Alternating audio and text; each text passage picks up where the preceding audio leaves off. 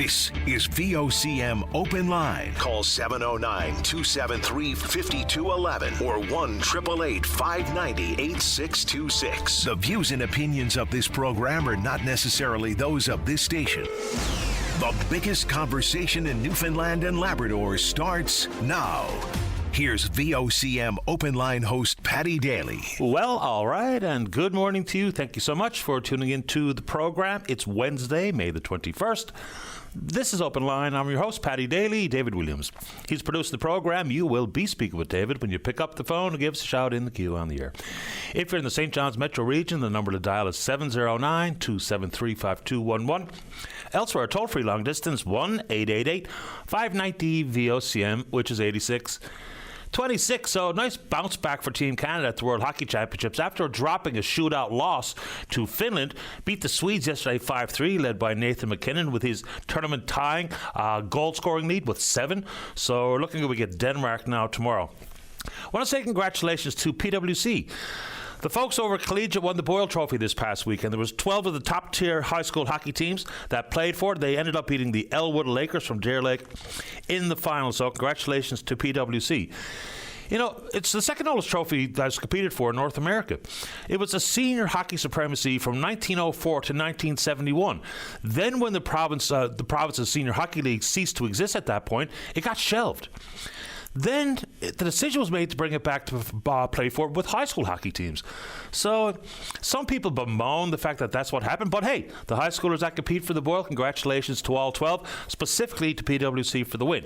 All right, St. Bounce has dominated the Boyle Trophy. They won 27 times. They won 16 consecutive between 1944 and 1960. The Felians have 8 Boyle. The Terra Novas own 7 championships. Let's see here. The Crescents 6 times. Victoria's won it 3 times. St. Pat's won it twice. Holy Cross of the Worlds have 1. And so there you go. Congratulations to PwC. All right. So the world of cyber attacks and hacking. You know, we're still not entirely sure what happened when someone got into the Meditech system. We don't know if there was a ransom requested or demanded. We don't know if a ransom was paid. But, of course, it has put some chill into folks who had some of their really private personal information compromised. Then it's the concept of having credit monitoring afforded to these folks for the course of 5 years, when, in fact, the hackers can sit on this for ever and a day. So I don't think that's suffice to begin with. Now with the Power School hack. So that software used in some 18,000 schools in North America, supporting over 60 million students. Tons of information was compromised. Now the person responsible for the hack, a fellow named Matthew Lane, 19 years of age, apparently entered into a plea deal yesterday related to 2 of the companies that they hacked and extortion that was brought forward looking for ransom. Not the first time they've done it. But the question is, exactly where is this data? So apparently he rented or leased a server and has all of this information stored, but you know, it might not seem like a big deal for some of the information like your name and some of the issues regarding your grades and issues that happen in school, but there can indeed be more compromising information that was hacked. So the warning has been put out to be very mindful. I guess it's a reminder for parents and for the students that there may indeed be some really curious-looking emails floating into your inbox, and possibly as a result of this hack. So we don't know, again, in this province, what exactly the case may be. In Canada, school boards Ontario, Saskatchewan, Alberta, this province, Nova Scotia, PEI, and Manitoba, and the Northwest Territories were among those affected by this most recent breach.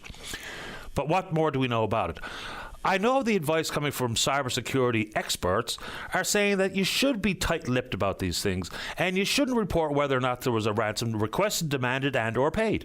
Because when the reports are that ransom was paid, it further bolsters the hackers, so we're told. But it would be nice to see if we have some sort of update for the, 66,000 people that are in the K-12 system and their families that need to be aware of exactly what's going on. If there's an update available, it'd be great to have it. But this young fella has pled guilty, expects at least 2 years in prison, and rightfully so. I don't think we give enough conversation or attention to the cybersecurity, especially when you talk about things like everything's being digitized, all of your health records, and of course everything that the federal and provincial governments touch is online. And, you know, I remember speaking with Public Safety Minister of the day, Bill Blair, on this program one day, asking about the frequency of hacks. And he told us at that point it was dozens or if not hundreds every single day attempt to hack into our systems. So whether it be power grids and pipelines, and yes, the school system and the healthcare system and everything under the sun, you just wonder how much attention and how much money is spent on that, and whether or not we've actually been informed of every time there was a successful hack of government. Because, I mean, we hear it in the private sector, banks and hotel chains, and yes, the Colonial Pipeline in the United States. So it's a pretty big deal, and for me, it should belong inside of defence spending tallies. Okay. Let's go to Mainbrook. Say congratulations to the sole graduate of high school in that community, 18-year-old named Brianna Bromley Clark. She attended Mary Sims All-Grade School. She had her graduation ceremony on the 2nd of May, plans to go on to nursing school. Okay. And so congratulations to her. It does speak to some of the issues regarding the smaller, sparsely populated communities in the province. This is not all about influencing or encouraging the relocation discussions, which of course can be divisive in the family, divisive in the community. We spoke to it yesterday regarding the 4 residents of Tilt Cove. But you wonder what it does mean. Only 16 children in school, and now 1 fewer, with Brianna having graduated after this season, or pardon me, this school year is concluded. So I want to say congratulations to her, but there are a pretty significant number of schools in the province with fewer than 20 students. And again, that's just a point of fact and a point of reference. Not that I have any solutions as to what we can and should do about it, but of course, even when there was an exercise entertained regarding regionalisation, which is just simply cooperation, it got set aside. The provincial government has given up on it. Basically, we got off on the wrong foot. Now, this is not about municipalities, Newfoundland and Labrador, who are only there to represent their members of incorporated municipalities, but for the local service districts to not be included, to not be involved in the roundtables, to not be involved in the initial discussions. Then, of course, it was that worry about what is the future for their community. People talk about identity and attachment to one community or another, and to lose that historical context if and when regionalisation came to pass, when some of that may have been exaggerated. But if you want to take it on today, you'd like to join us on the programme, let's do it. I see Constable James Cadigan in the studio here this morning speaking with Russell Bowers, talking about things like the field parties and whatnot. Again, I mean, we all did it when we were kids. And yes, there was drinking, and yes, there was drugs, and yes, there may have been some fistfights. But the whole thought surrounding, and the fact that some of these high school students, and others I would suggest, know exactly who the nuisances are that only show up to cause trouble. Show up that they're sporting the bear spray, and apparently there was one serious injury. The reports are kind of murky, so I'll leave any of the rumours out of the conversation. But what do we do to put some sort of lid on this? Because I'm not talking about we have to police young people to the point where every single time that they congregate at Ken's Pond, at Sandy Bottoms, or at the 50 bench, or down by the Rock, or wherever, that young people will be young people. But in these massive gatherings, with folks who are there for nothing but nefarious reasons, how do we put some sort of handle on this? And whose responsibility is it? And like most things in this world, you have a pretty good feeling, or pretty bad feeling, that some of the parents of the folks sporting the bear spray, they know what's going on, but refuse to do anything about it. Anyway, you won't take it on. Let's go.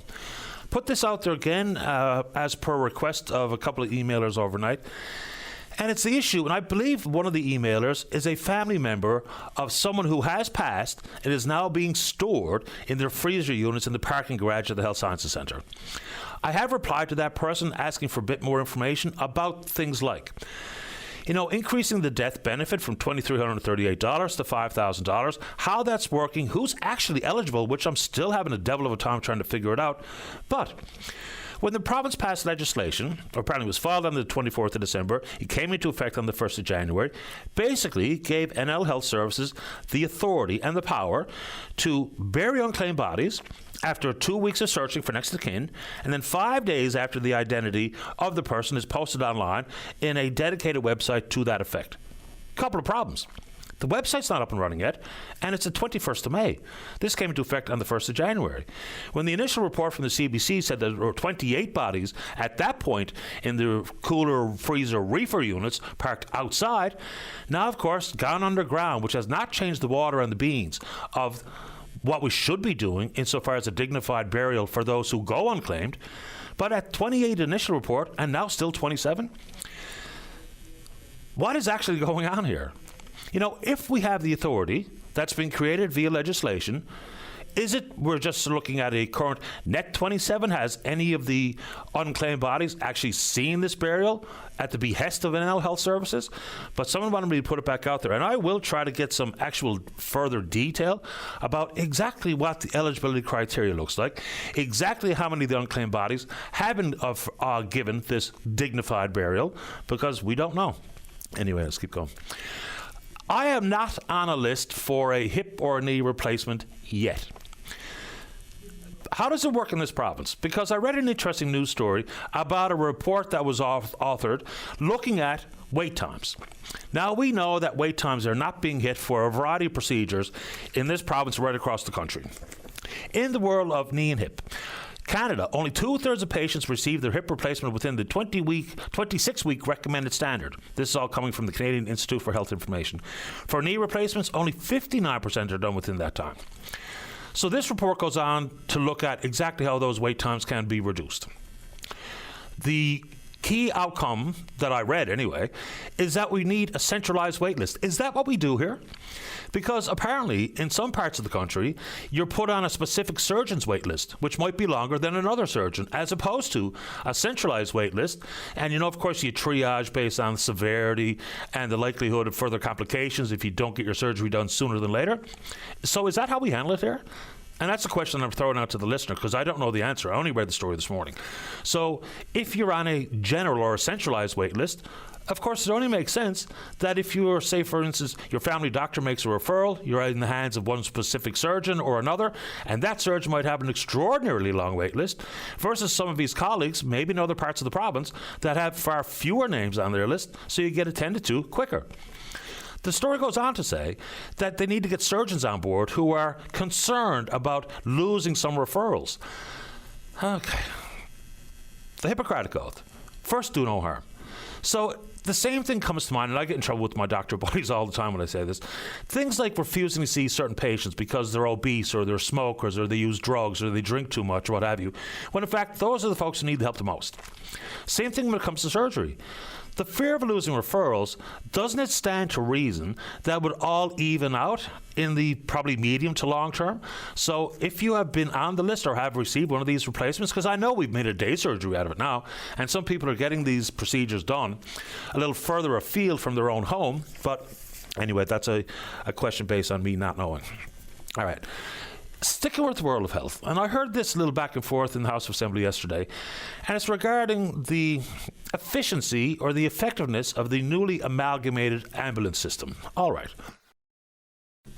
This is kind of odd. First things first. The fact that so many dispatchers who may not be intimately familiar with your community, and the lack of civic addresses, numbers on the houses, so that we can actually send you to the correct address first.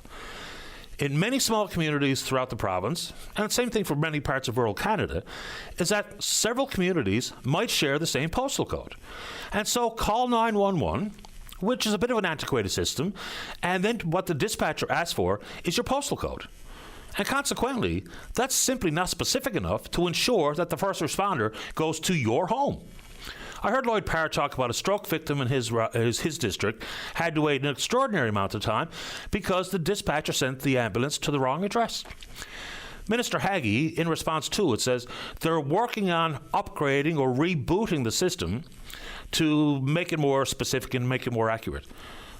Okay, but my question would be, if we knew, and we did know, that there was lots of problems regarding specific addresses and appropriate dispatch, shouldn't that have been settled and solved first? Because it looked like a good idea, and it probably still is a good idea, to amalgamate the road ambulance service so we can get into the air complications. But if we haven't figured out getting the first responder to the correct address first, then it kind of felt like cart before the horse. So yeah, there were some 60 contracts in the private sector have been amalgamated into one. What that's meant for the number of ambulances on the road, good question. What it's meant for the number of paramedics in the system, another good question. But boy, oh boy, if we're still dealing with a system that sees ambulances sent to the wrong address, then you figure that should have been addressed first and foremost, because every second counts. generally speaking, people only call for an ambulance because there's an emergency. Now, I know there's some questions about how ambulances are used for patient transfer and all those things, but anyway, yeah. What do we got here? Yeah, and plenty of questions still flowing in about the government's decision, without consultation with the Auditor General, to apply all of the monies coming in from the big tobacco settlement to this year's deficit, which is around $372 million. And then use, when you back out the legal fees, to use in the neighborhood of $400 million to this year's deficit. 40% of that settlement is to be paid up front. But for decades down the road, with the uncertainty of whether or not that money will come in as prescribed by a court ruling, is questionable. Everywhere else in the country, they're consulting with the Auditor General. And Denise Hanrahan was not brought into the loop before government made this decision. Plenty of people asking me about it. I'm not sure I'm the right person to ask, but we're happy to have that discussion if you're so inclined. How are we doing out there, David? Let's have a rip-roaring show today. I'm in the mood. All right. Come Friday, we may indeed see 55,000 workers at Canada Post on the picket line. And we'll see what becomes of it. But the bigger question is, what's the long-term future? Lots of confusion out there. So since 2017, the last time Canada Post made a profit, they've lost $3 billion. Annual loss in 23, $748 million. In 2022, it was $548 million. And okay, here we go. So the union will accuse leadership of, mismanaging the corporation, spending money on infrastructure as opposed to trying to find a modern future for the Crown Corp. All right. It has been self-sustaining. It has not been funded by the government until recently, when there was $1 billion put forward in the form of a loan to Canada Post, and it looks like they're going to need another $1 billion next year. So it does beg the question about what does the future look like? Because the numbers are unsustainable. The downward trend in the way that they deliver letters and parcels is unbelievable. Peak letter delivery for Canada Post was almost 20 years ago. In 2006, delivered 5.5 billion letters. In 2023, delivered only 2.2 billion letters. So obviously, that trend is not going to be reversed either. Since 2006, Canada has added 3 million new addresses as the population grows. Canada Post has to serve them all, but getting a smaller slice of the pie. Parcels.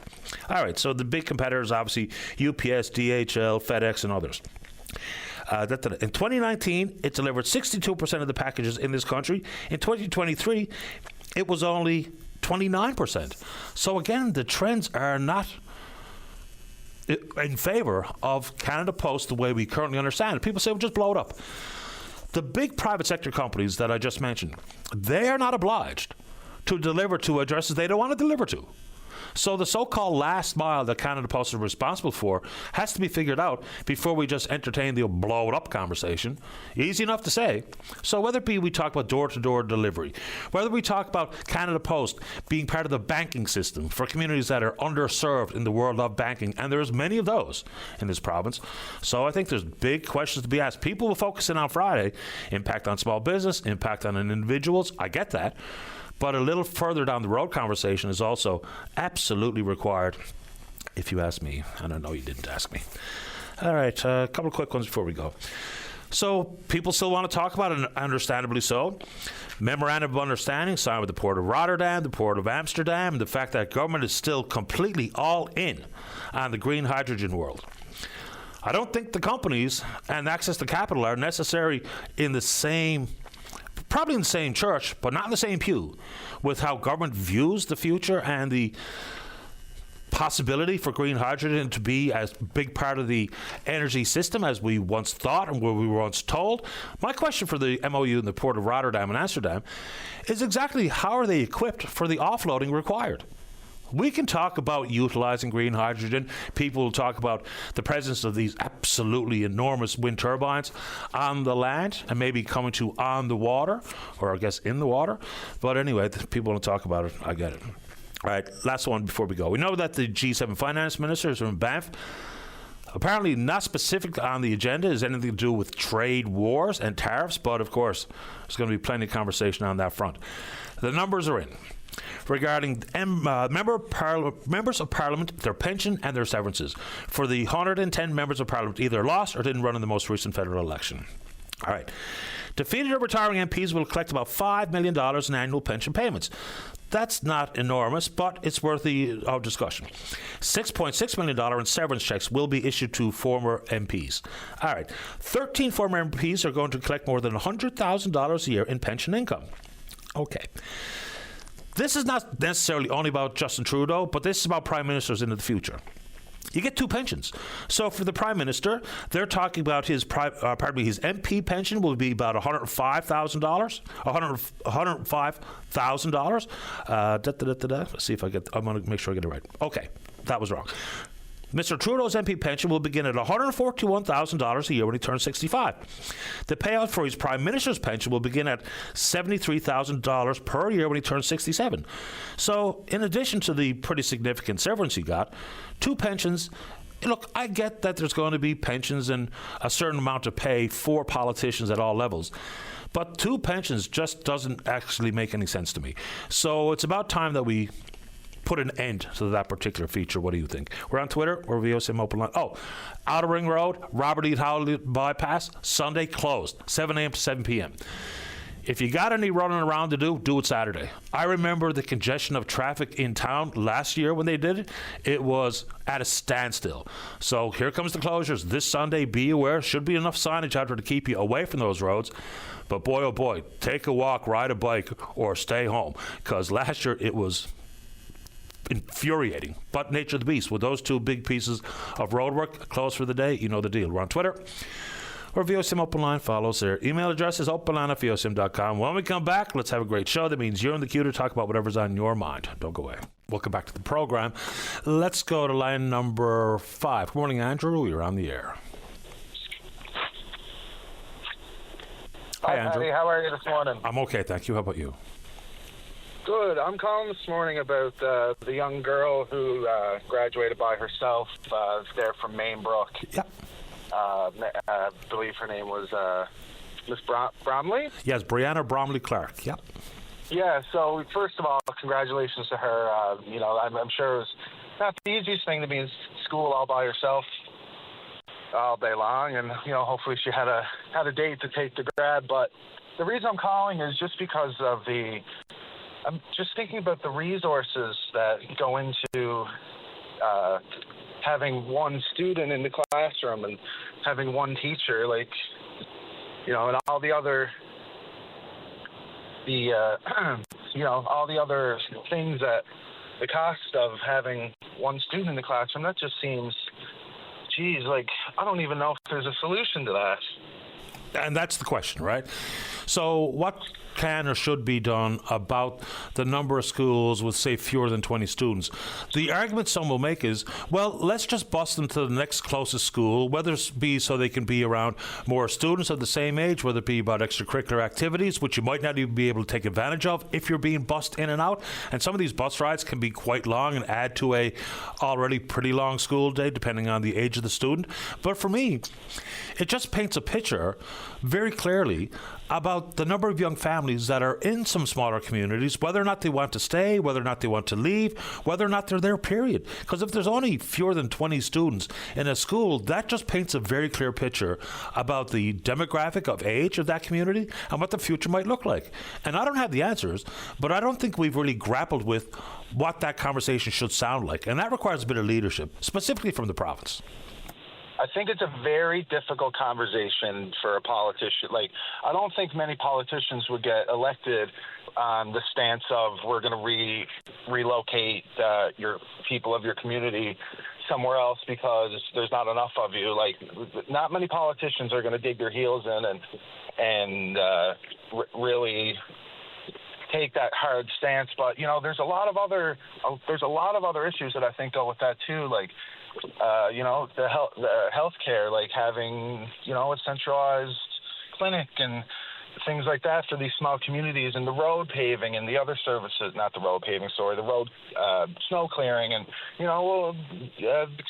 the maintenance of the roads and things like that in these small communities that are really far outport communities that are difficult to access. There's a lot of taxpayers' money go into maintaining these communities for a very, very small population. And it's not a debate that many politicians, I think, really want to dig their heels into, because it's not a popular, it's not a popular decision, I don't think, for these people. They have a lot of connections to their community, a very strong sense of identity.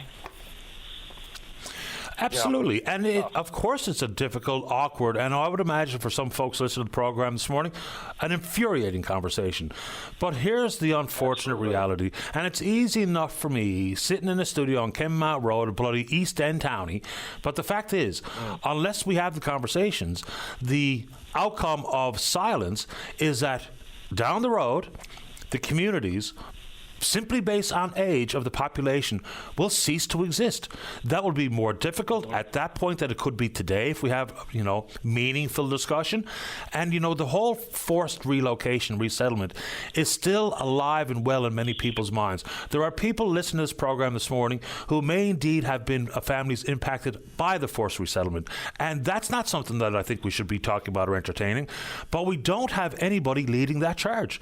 I have yet to hear from, let's just say, a premier or senior cabinet ministers who are on the side of government to say these things out loud. Let's have the conversation. Can someone paint me a picture of what it looks like 10 years from now in some of these sparsely populated communities? Because if it's just we're going to allow them to, and just try to understand how I'm trying to offer this conversation this morning, is if we just allow them to die off naturally, that's a problem. It's a problem for everything you can consider, because it will be about access to the communities, provision of power, provision of services, access to healthcare, access to education, all things that are important today. With the population dwindling further and further, the average age of the population getting older and older, those costs will not go away. In fact, they'll increase. So again, my apologies to folks in the smaller communities listening this morning. This is not about me cheering for your demise. This is not me saying, let's empty out the bay, because I don't think that. But we do need leaders to start the conversation with some sort of pragmatism.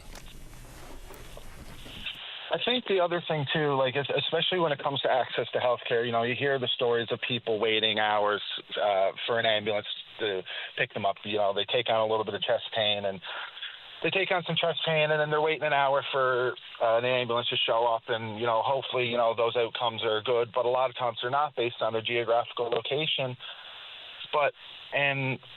Unfortunately, there's only so much money to go around for clinics and hospitals and access to these services. And living in these areas, it's a very strong sense of identity for these people, and it's where they grew up, and it's where they'll live, and they'll always live. But it's also a choice to live in these areas with poor access to these things, and poor smaller school systems with not as many resources, and smaller schools with not as many, we'll say, extracurricular activities.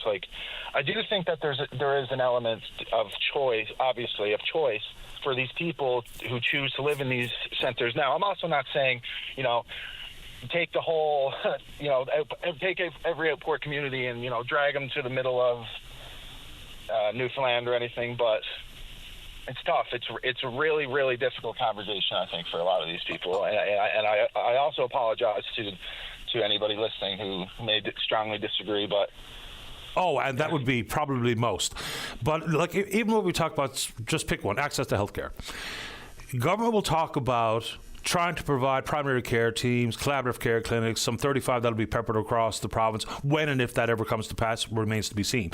But no one's ever going to say out loud that, no, what you got today is all you're getting, or no, what you're going to get in the future is even less than what you have today. But we know that's true, and we know it's coming, but no one will say it.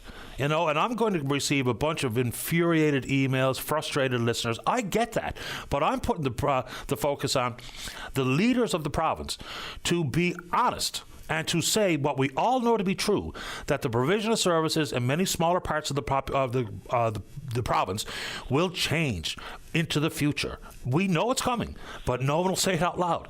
And I think I don't want to be too hyperbolic here, it's a bit of a betrayal of the reality. It's a bit of a betrayal of what people should be talking about before it's too late. 11th hour discussions are more chaotic, more costly, more emotional, more traumatic, but that's where we're headed. And nobody wants to talk about it, but that is the plain and simple, unfortunate fact. Andrew, I'll give you the final thoughts before I have to go. Patty, are you familiar with the situation? I don't know when this was, or in Iceland. I think the politicians in Iceland, they have a similar geographical challenge that we have with access to healthcare and access to resources.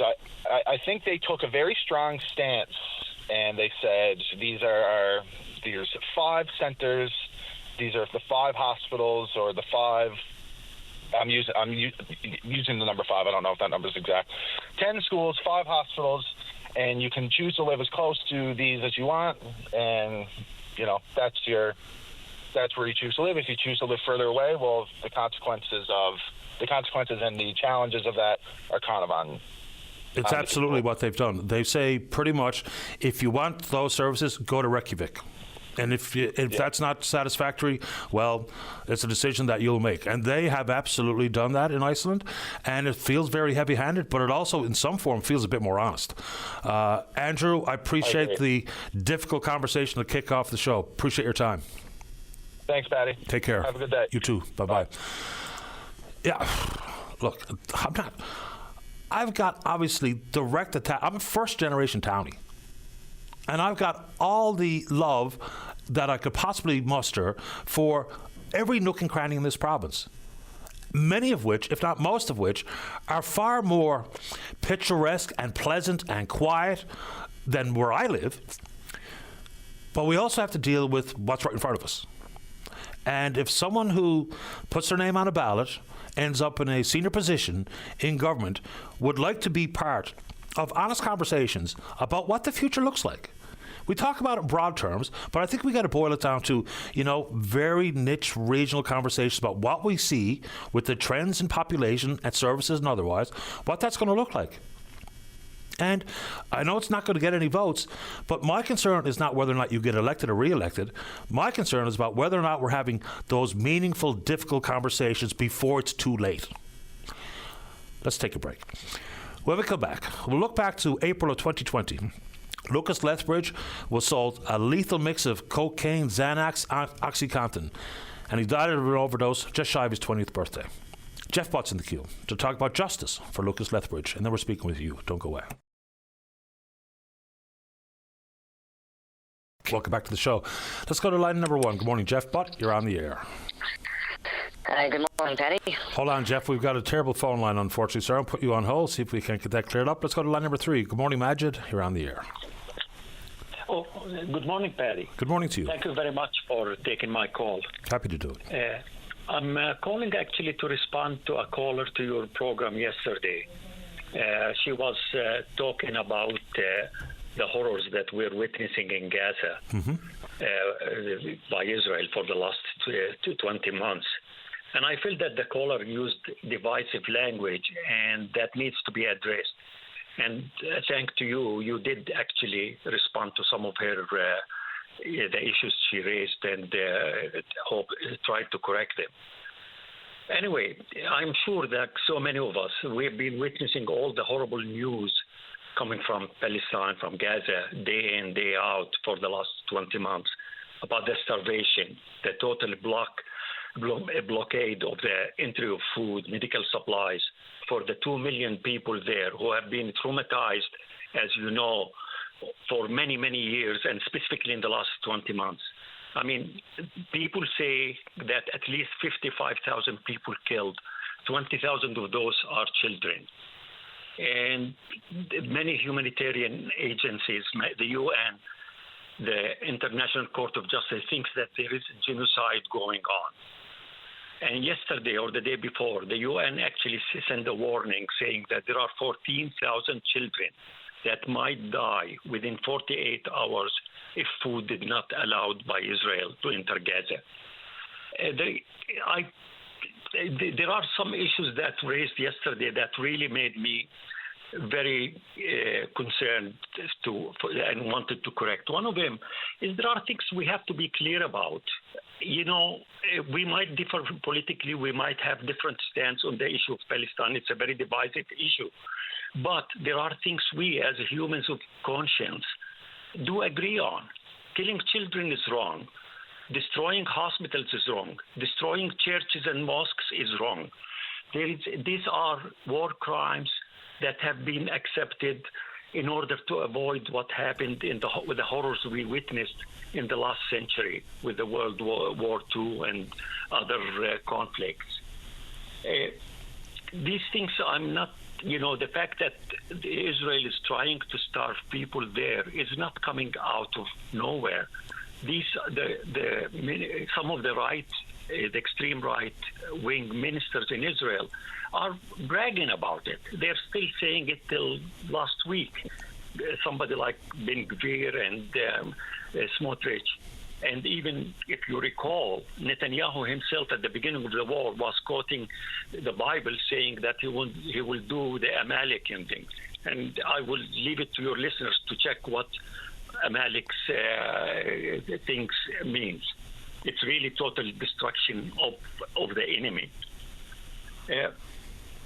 There are things that we really, can do, and as people here in Canada, thanks goodness our government, as you are aware of, decided at the end to break the silence and join France and the UK, and saying that if there is no immediate entrance of food and stopping the attacks or the intended attack on Gaza, they will do something extra or more. I think it's time for action. It's time for all of us to do something. We did it before when against the apartheid regime in South Africa. And I think all of us, of course, the Canadian government has to start with doing a total embargo on weapons that's used to kill civilians and destroy all the infrastructures there. There are things we can do, as he said, and I would like again to return to that caller yesterday. One of the issues she was talking about, and again, you did respond to it, is the issue of religion. This has no place in Canada and should not be anywhere. People are people everywhere. And just to remind your listeners, there are Christians and Muslims in Gaza. Israel, when they dropped their 90,000 tons of bombs, 4 times the Hiroshima atomic bomb, they didn't ask people there what is your religion. They destroyed one of the oldest churches in the world there. You recall that Pope Francis was calling the Catholic Church there every day till the night before he died. So it's not a matter of religion. It's a matter of humanity that we all have to be careful about. And we have to respond to it the way we respond as if it is happening in our backyard. This is the future. And we see what's happening when things are left to the fascists, as we are hopefully are not going to see in Europe, and maybe we are seeing south of the border. Again, thank you, Brady, for trying to put things in perspective yesterday, and I thought it is important for me to talk about it today and hopefully make some points clear. Thank you. I appreciate your time, Majid. So I can't speak for the caller yesterday, but certainly some of it for me seemed to come from a place of, the international community probably has turned a bit of a deaf ear, blind eye to some of the ongoing civil unrest, famine, and civil wars that we see continuing in Africa. And they don't seem to get the kind of attention where other conflicts do. I think that was partly a bit of a launching point to how she felt and what she said. And then secondly for me is, it is difficult at the best of times, this day and age, especially with the advent of social media, to really know what's real, what's not, what's exaggerated, what's accurate.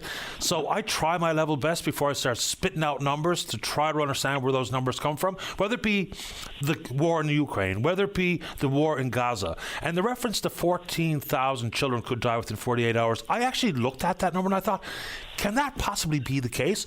And so I went directly to the, what do they call the IPC, the Integrated Food Security Phase Classification. I think that's what that acronym stands for. And they were talking about over the course of a year, based on severe malnutrition, that could be the case. So some of those numbers, as reported by the BBC itself went back and corrected some of those numbers. And I really do have a hard time, separating the wheat from the chaff to ensure that I am reading accurate information so that I don't stick my foot all the way down my throat here on this program, on live radio. So some of those numbers, they were talking about children, and some of those numbers were also upgraded to children between the age of 6 up to the course of April 25 to March 26 is where the 14,000 came from. So, again, I'm not trying to set you straight. I'm just trying to set myself straight, because the numbers and some of the comments can be misleading and confusing. And I'll give you the final thoughts, sir, before we say goodbye. Thank you so much. Actually, if I may, two things. One about Africa. I think the issue is important. And as I mentioned earlier, we have to look at humans wherever they are. We should not just look at what happened in Ukraine, as important as it is, or Gaza, as I'm talking about, and forget that.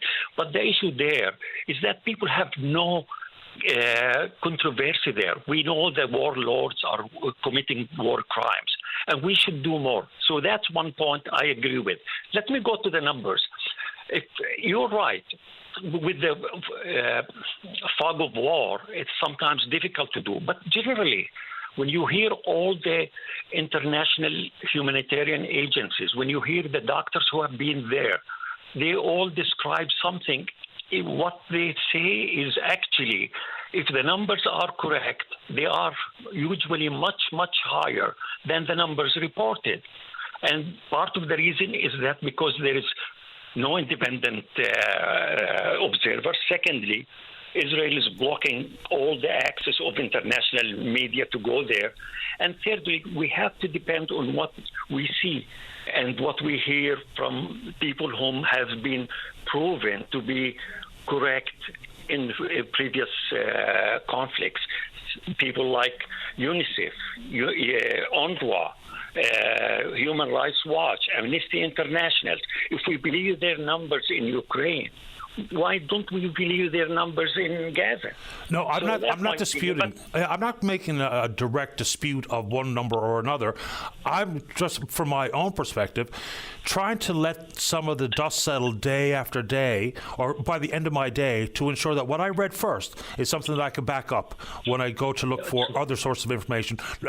Regardless of what people see, I cannot and will not deny that the atrocities are very real. And I don't even know if I need to focus in on a very specific number to understand the level of evil in these conflicts when we talk about the impact on human beings. So I'm not picking a side. I'm just trying to... Thank you so much. I'm just trying to, the humanitarian issue, we can talk about military supplies and supply of weapons and motivation and terrorist attacks, but it's the impact on those who are just trying to live their life.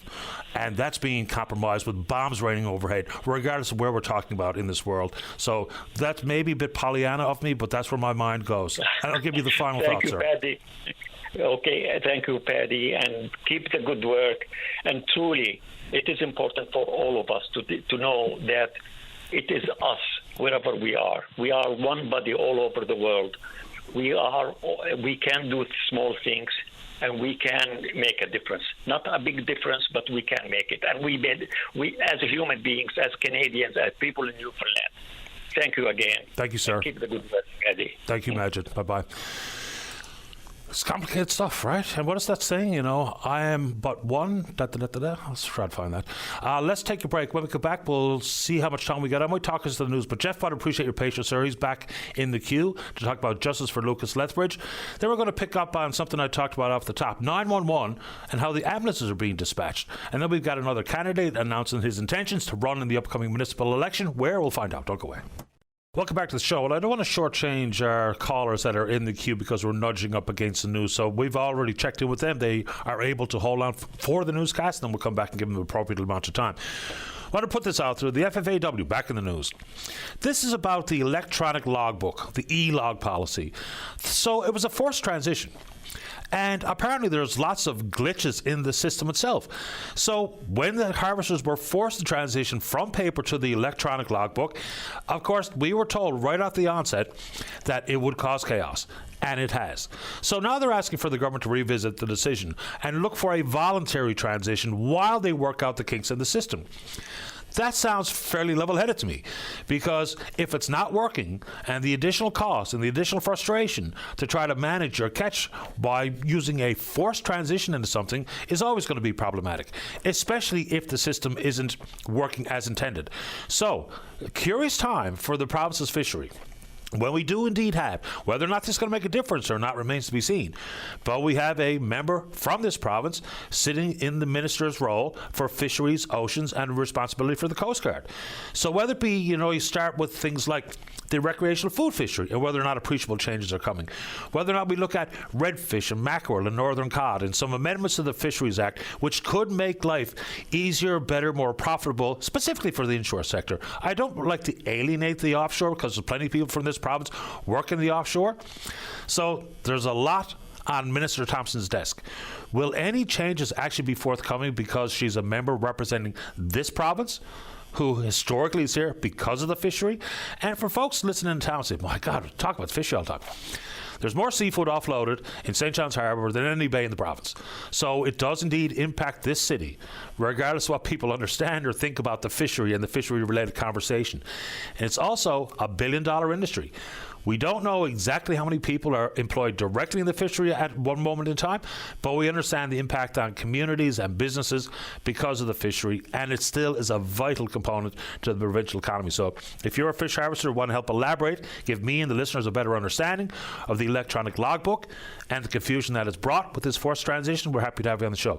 Quick check-in on the Twitter before we get to the news. We're VOCM Open Line. Follow us there. Email address is openline@vocm.com. Let's see.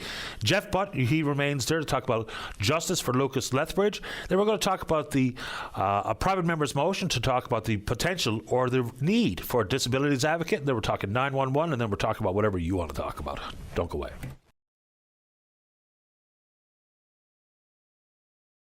Welcome back to the show. Well, once again, back in April of 2020, Lucas Lethbridge died of a lethal cocktail of cocaine, Xanax, and OxyContin. Join us on line number 6 is his father, Jeff Butt. Good morning, Jeff. You're on the air. Hello, Paddy. Good morning to you, sir. Welcome back to the show. Good morning. Thank you for your time. No problem. Where are we going this morning, Jeff? I just figured I'd call in for an update. Last time we spoke was some time ago, and I've been seeking justice for my son ever since. I haven't gave up, been slowed down a bit, but not given up. I keep going anyway. And so at this point now, I didn't really have much faith in the police doing anything in regards of charges involving the people in connection with my son's death. So I started doing things on my own. I followed a legal action almost 2 years after my son had passed, civil action against the people in connection with his death. So I've been dealing with that, just trying to push that through the court system to have some kind of accountability through the civil courts in regards of criminal courts. So we've had numerous protests over the years, and asking change be made to the way police investigate the overdoses, and also asking for change in the Controlled Drugs and Substance Act to include manslaughter and negligence for negligence causing death. So, that's the things we're seeking, and it's time for the communities to get together and start standing up to do something about the problem. It's not going to go away. Right now, we all know that the justice system doesn't work. The criminal justice system seems to give more rights to drug pushers as opposed to victims of overdose. And that's not going to change unless we start to speak up about it. And that's part of the thing I'm doing. Where I'm actually having an event this weekend on the 24th for my son. A dual purpose kind of thing. First of all, it'll be a celebration of his life, which unfortunately due to COVID complications back then, we didn't really have a farewell as such that should have been.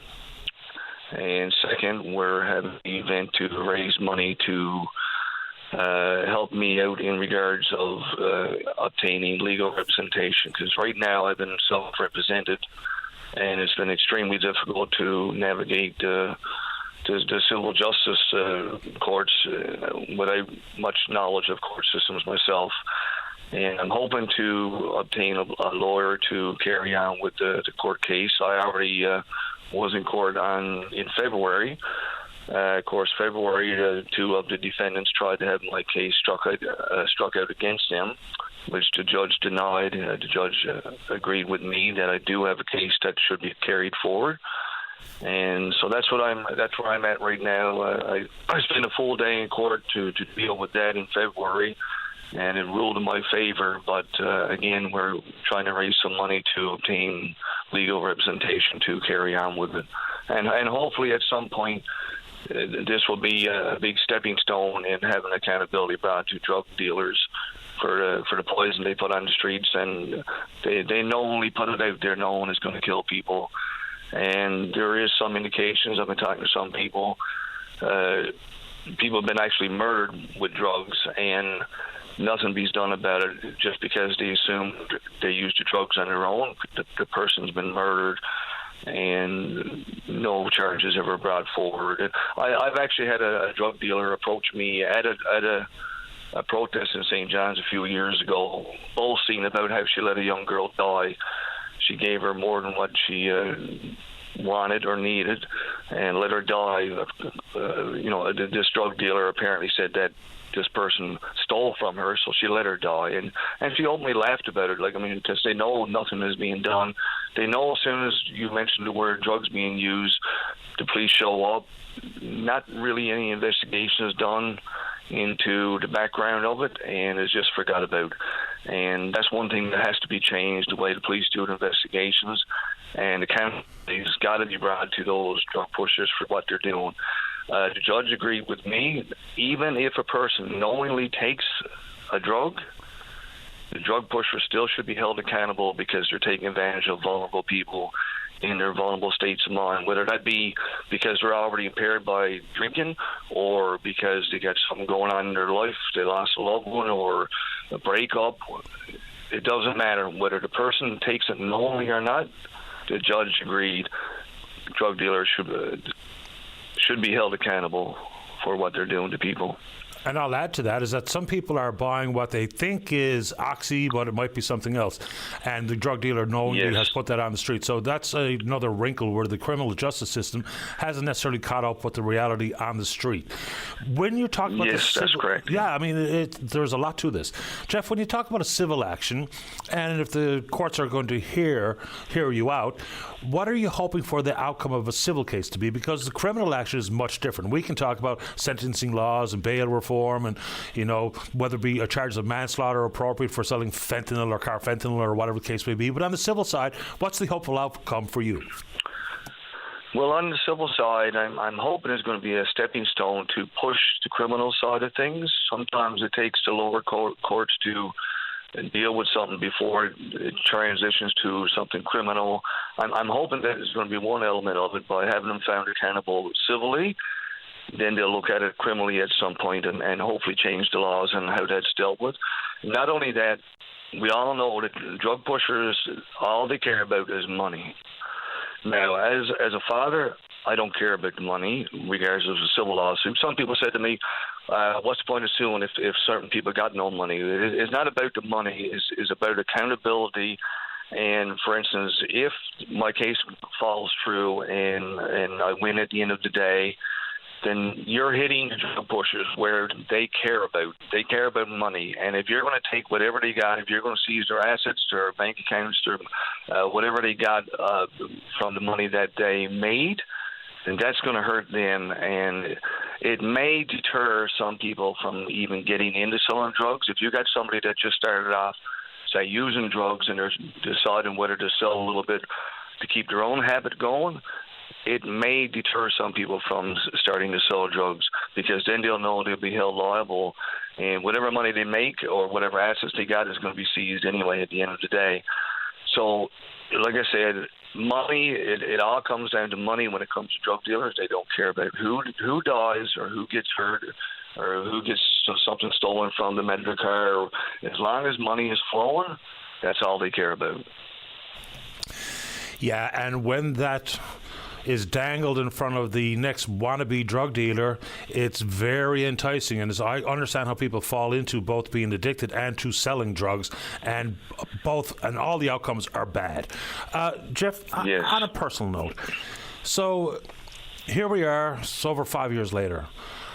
How do you take care of yourself?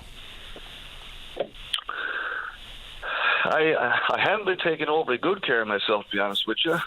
I've been more focused on seeking justice for my son. I've been dealing with a lot of health issues myself, open heart surgery, and so I've got a lot on my plate. But I've been pushing forward to do the right thing. In regards to taking care of myself, I think that is part of taking care of myself, is trying to make a change, trying to make it better for the community, to stand up for the community, speak on behalf of the community. I've got a lot of supportive people in the community. Some police officers approached me and said I'm doing the right thing. I've had issues with the police and how they handle the investigations. Now, obviously that's got to be changed, but there are a lot of good police officers out there that support 100% what I'm trying to do, and they realize change needs to be made too. They might not openly say it in public to other people, but they've talked to me about it. So part of looking after myself is trying to focus my energy on doing something that's good for the community and make something positive come out of something terrible. And as a grieving father, I find it hard. There are certain steps of grieving. I find it hard to get past certain steps knowing that nothing is done and my son has just forgot about it, pushed it aside, and the system just allows it to keep happening. And as a society, we've allowed it to happen. We've let it slowly happen.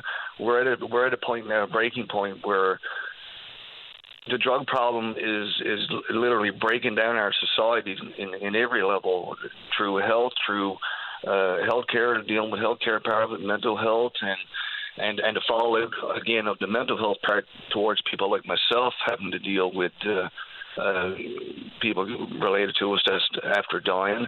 And so to me, I'm looking after me in some degree, trying to focus on something positive to do better. And I mean, a lot of people tell me, like, you know, if I was in your situation, I'd go ahead and beat the kneecaps off of people.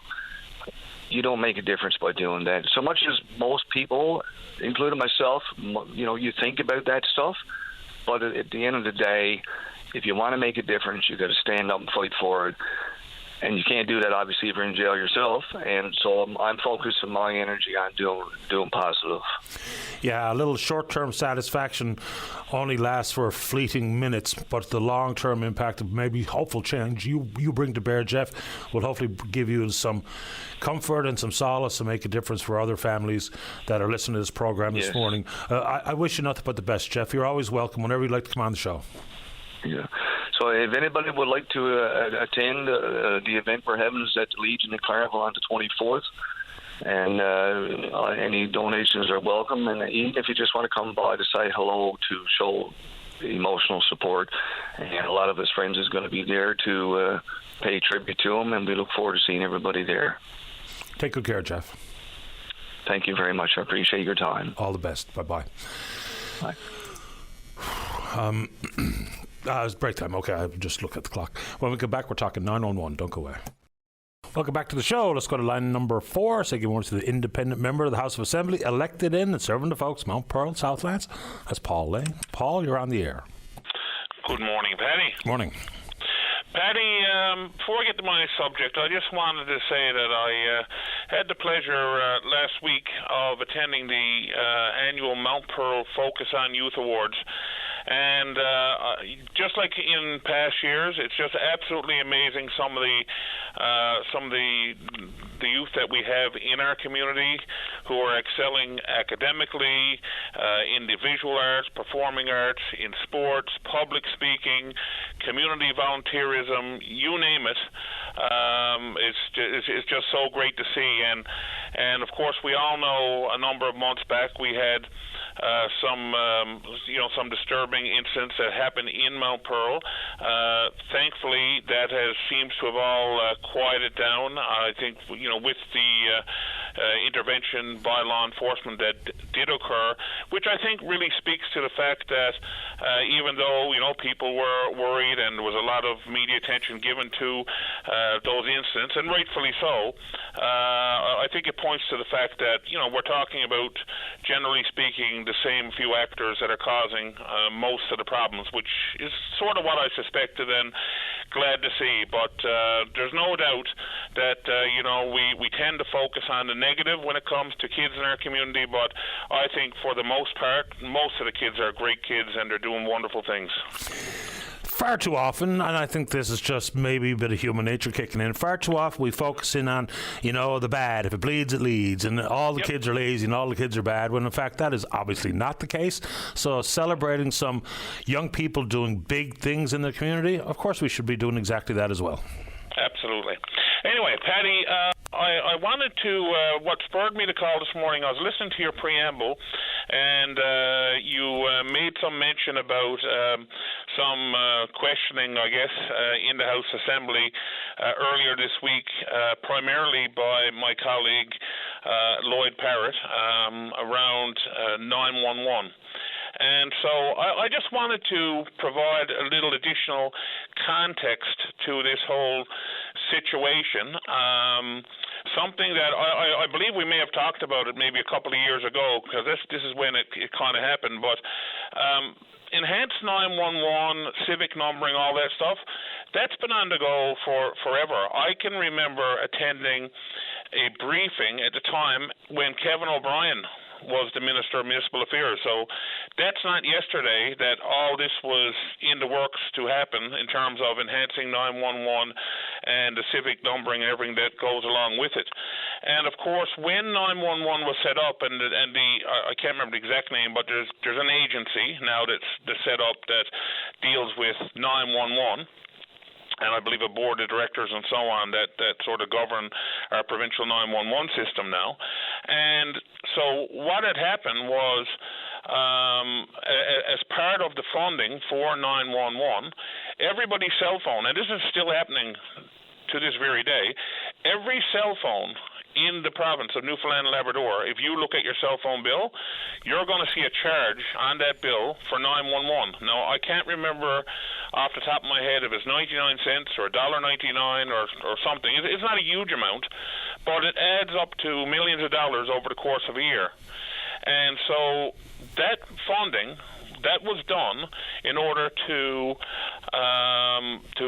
pay for 911, to pay for putting civic numbering and so on in place. And at the time, up to about 2 years ago, there was, I believe, $20 million actually in the bank. And unlike money that we generally see going into government, this was going directly into an account that was managed by this 911 board. So in other words, government couldn't get their hands on it, and it was there for a specific reason. And that money was growing year over year with this contribution that you and I and everyone else makes on their cell phone bill every single month. But a couple of years ago, Premier Hogan, who was Minister of Justice and Public Safety at the time, brought in legislation into the House Assembly that I spoke and voted against, to basically raid the cookie jar, to take that $20 million, and so that $20 million that would have been there for civic numbering and 911 is spent. Now, albeit they spent it on new radio systems for emergency responders. I'm not saying that that's a bad spend or wasn't a needed spend, but it's not the purpose for which that money was collected. And they certainly could have, if they need the new radio system, they could have, through the normal budgetary program, like everything else, it could have been made a priority and they could have put it in place. But they spent the $20 million, and ever since that time, the money that comes off of your cell phone bill and mine and everyone else in the province, that now is going into the abyss known as general revenues of the provincial government. So it's no longer targeted, it's just thrown in there with everything else.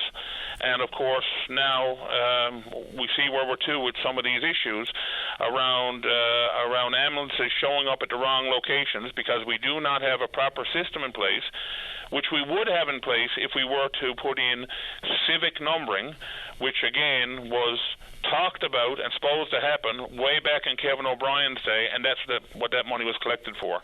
So I think it's important that people understand that we knew what to do.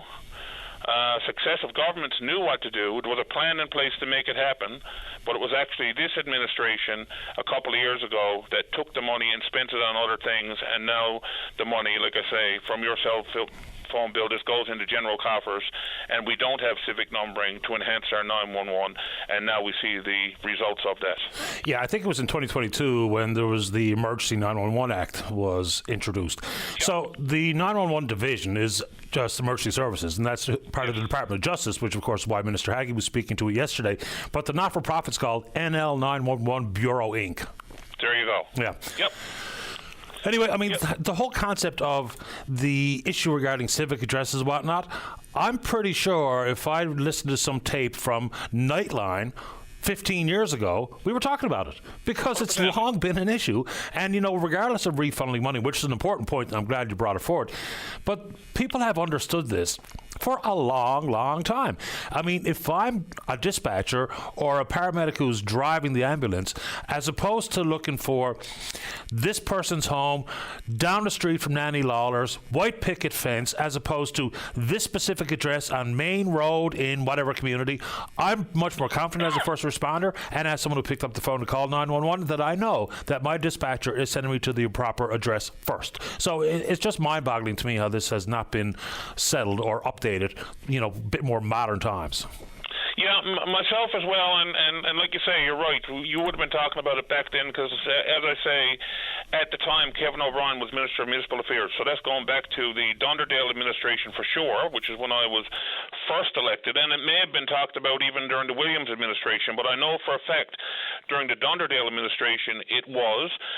There was a plan in place then to deal with this, and like I say, a system in place to collect the funds, to allow that to happen, to be able to fund this, but they basically raided the cookie jar a couple of years ago, and now the 20 million is gone, and all the subsequent money that you and I pay on our cell phone bill, as I say, just goes into what I like to term the abyss, which is general coffers of government. It's not targeted anymore, and so when we will ever see civic numbering, who knows? Your guess is as good as mine when that will ever happen. But it does need to happen, as you say, in these rural areas, these communities. And I would think even like highway markers and stuff would also, you know, could be a helpful thing as well that we could have in place. Because a lot of times, you know, you're on the highway and you see... I was driving out the highway a couple of weeks ago, heading out towards Gander.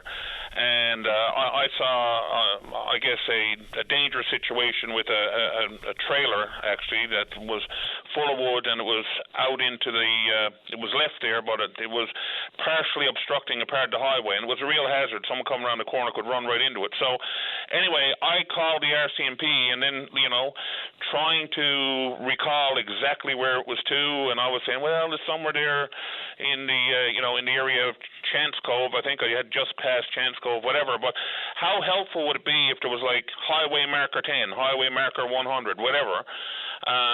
You know, when you have emergencies on the highway, that there's a way that you can sort of communicate to the authorities exactly where along the highway the accident is. And as you say, seconds could be somebody's life, whether it be on the highway or whether it be in a lot of these rural communities. So. Yeah. There is a solution. Yeah, there is, of course there is. I just out of the corner of my eye an email floating and saying, you know, why would it cost $20 million?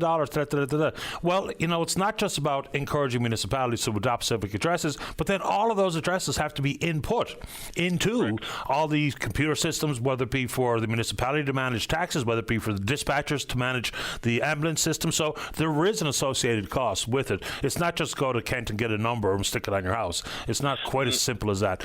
Paul, I appreciate the time this morning. Thanks a lot. Yeah, thank you, Paddy. And you're right. It's not as simple as that. A lot of these places, like, they have long driveways and so on. So the idea might be that you would have like a little a post at the end of a driveway with a number on it, type of thing. And while maybe some municipalities are able to do it for some of these unserviced areas, these local service districts, and so on, the reality of them having the funding to do it is just not going to happen as well. So part of it would have been provincial government funding to assist. You can't have a makeshift system where everyone is just doing their own thing, would all have to be standardized and so on. So anyway, correct. Bottom line is there is a solution. I hope at some point we see it. Thank you, Paul. All the very best, Paddy. Bye-bye. All right, let's get a break. Don't go away.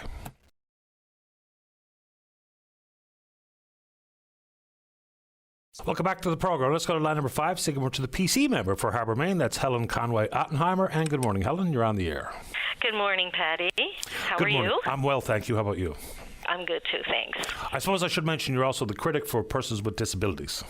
I am, yes. And actually, Patty, that's why I'm calling in this morning. I wanted to talk about the private members resolution, which we are introducing in the House of Assembly this afternoon. And this is a private members resolution by the PC opposition. And we're going to be debating this afternoon. And essentially what the private members resolution, or the PMR, is calling for is the establishment and creation of an advocate for persons with disabilities. And fair enough. You know, when the thought was that maybe, I was going to say lump it in with, but add it to the seniors advocates portfolio, it just didn't really speak to an understanding of just exactly what the disabled community looks like and how many people in this province do indeed have some form of disability. And you know, you can't say that people with complex needs and putting it with the seniors advocate just made it feel like when you get old you're going to be disabled. And that's not the conversation, right? So I think this is long overdue. When a third of the population is underrepresented at the best of times, this seems to be a meaningful path forward. I don't know where the government is on it these days. They've talked about it in some form, but then they tripped themselves up with this, dual mandate for Susan Walsh and for successive seniors advocates.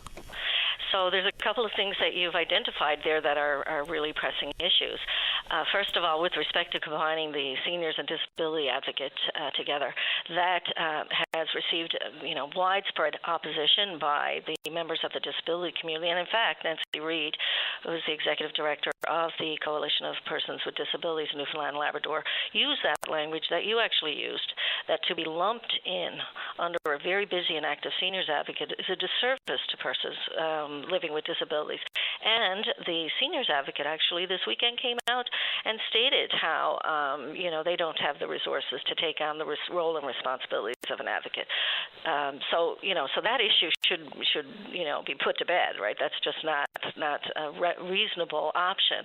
But when you look at what you also point out, that is 30% of the population. I mean, I would even argue that it's even more than 30% of the population. But we do know that Stats Canada has stated that it's over 30% of the residents of the province live with a disability.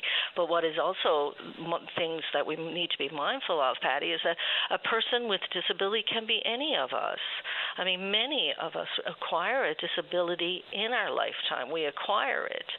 So, this is an important population segment and a significant portion of our population that are impacted by the fact that they really feel that their needs and interests are not being heard.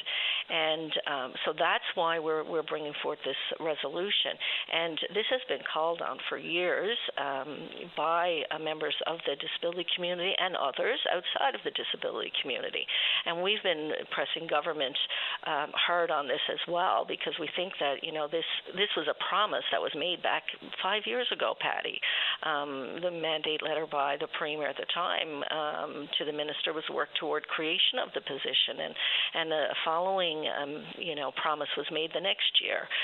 So, but yet there's no movement, and that is very, very frustrating to members of the disability community. It makes them feel that they are not among government's priorities. And, we know that there's so many areas where they would benefit if we had a disability advocate. I mean, there are so many systemic problems with programs and policies that are set up by government that are going unanswered, and these systemic issues don't get addressed. A disability advocate would address that. And we also know, Patty, that community organizations really don't have the capacity, and they certainly don't have the funding to do all of the work required. But if they had a disability advocate who would be a direct representative and an independent representative and who would have that specialized knowledge, to advance the interests of the community, that is really what is necessary. It's overdue, and that's why we're bringing this private members resolution today. Yeah, and someone with lived experience is probably a very good selection or choice to sit in that advocate's role. And I don't know exactly what I think on this front, but I go back and forth on it. Should Susan Walsh and should the Child and Youth Advocate, should the Citizens Representative, should this Hopeful Disabilities Advocate have a mandate that includes being able to be the advocate for individual cases as opposed to systemic issues and the broad strokes? Because I don't know how much could be achieved if they took up every individual case versus knowing that my individual case might be the same as another 50 or 100 or 1,000. So dealing with this systemically might be a better play. Your thoughts? I actually think that there is a role for the advocate to play with individual cases too.